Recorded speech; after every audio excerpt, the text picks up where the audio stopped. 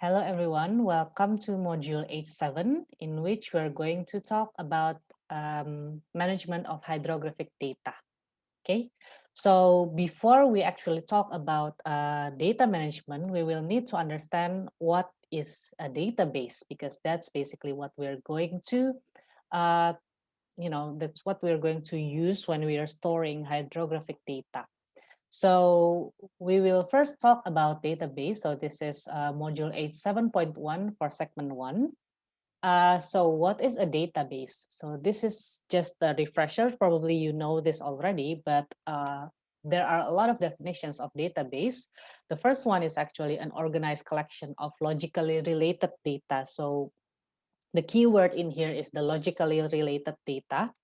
So it could also be defined as a shared of, again, logically related data, a collection of logically related data that is thought to meet the requirements of different users of an organization. So another keyword in here is user, and then it's a self-describing collection of integrated records, and it could also be a model of a particular real-world system, and we save it in form of data.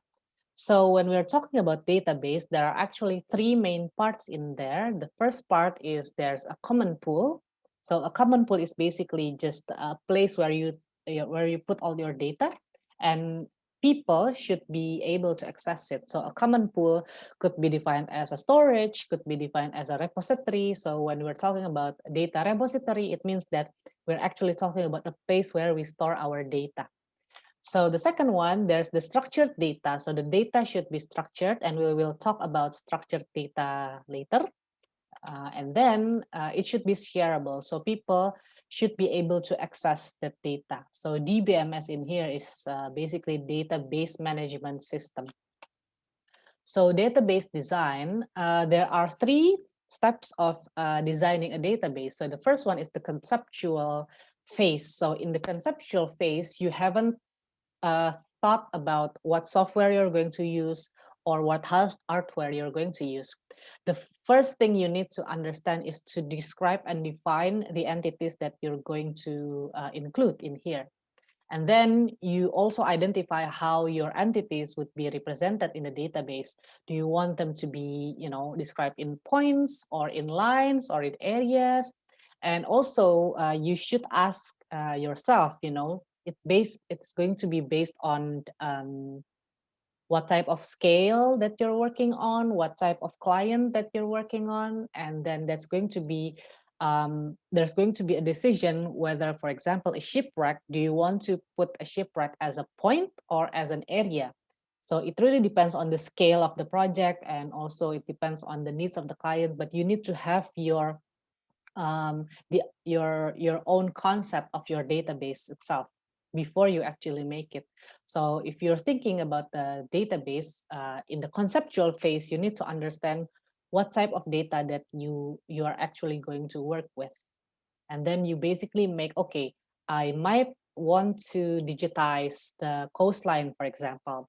And a coastline should be, it's either going to be in a line, or you want to make it as a polygon if you want to make it as a land, for example.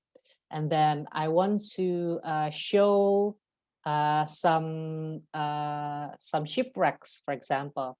If it's a big scale map, maybe the shipwreck should be in a polygon. But if it's only a small scale, probably you just put it in points or something like that. The second one would be the logical phase. So in the logical phase, you want to make the logical structure. So this data would connect to which data. So instead of having them one by one, you want to connect them. So, okay, so this is the relation. And the relational database, we will talk about this later. And then you want to think about the physical. So in here, in the logical phase, of course, you started to think about the software that you're going to use. Are you going to use what type of GIS you're going to use, and then what type of, like, how do you actually store it? Do you want to store it in TXT file, or do you want to store it in CSV or stuff like that?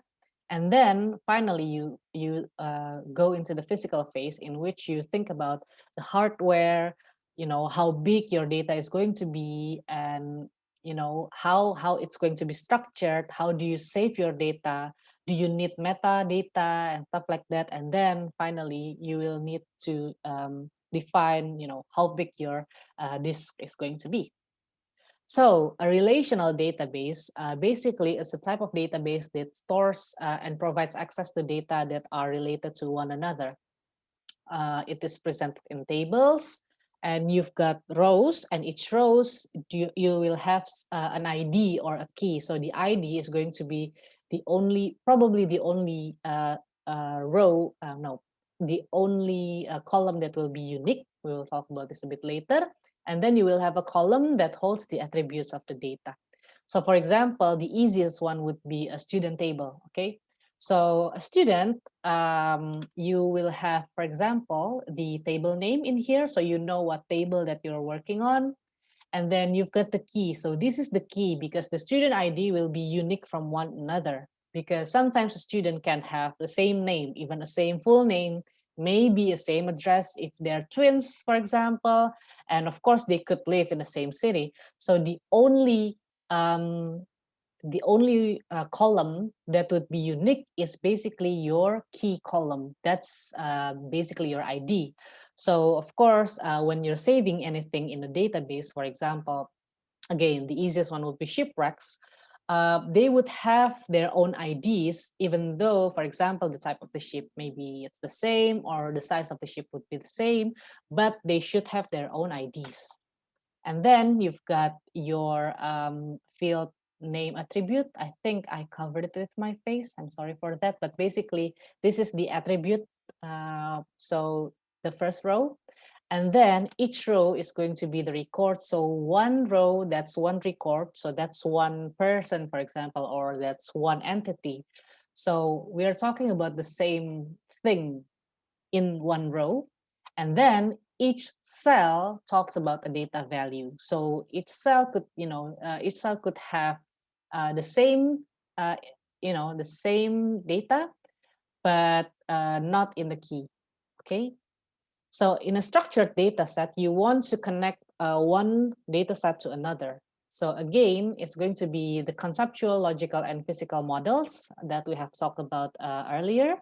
And then, for example, you want to connect from the conceptual to logical, as we have described earlier. So that's going to be a relationship between, for example, two tables, or you can make more than two tables. So for example, you've got the same table, you've got the students, but now you've got the supervisor ID in here because, one supervisor could supervise more than one student. For example, the supervisor is supervising student A and student B.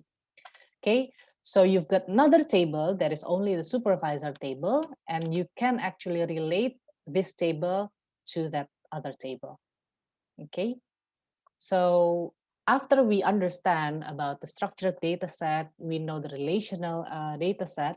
Now we come to spatial data set, which we are actually working on. So basically, a spatial database is the same thing, but the spatial data type should be queried as well. So spatial data type is basically when we're talking about points or lines or polygons, stuff like that. So they have a spatial information. So it will provide spatial indexing and spatial join methods. So they have informations like their geographical coordinates. We know their datums, and then we can actually transform them into another datum, etc. So again, spatial data is divided into two types. You've got the vector data and we've got the raster data.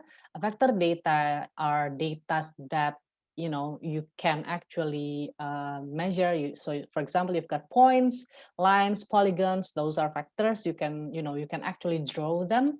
But for raster data, they are actually a compilation of matrix in square cells. Okay.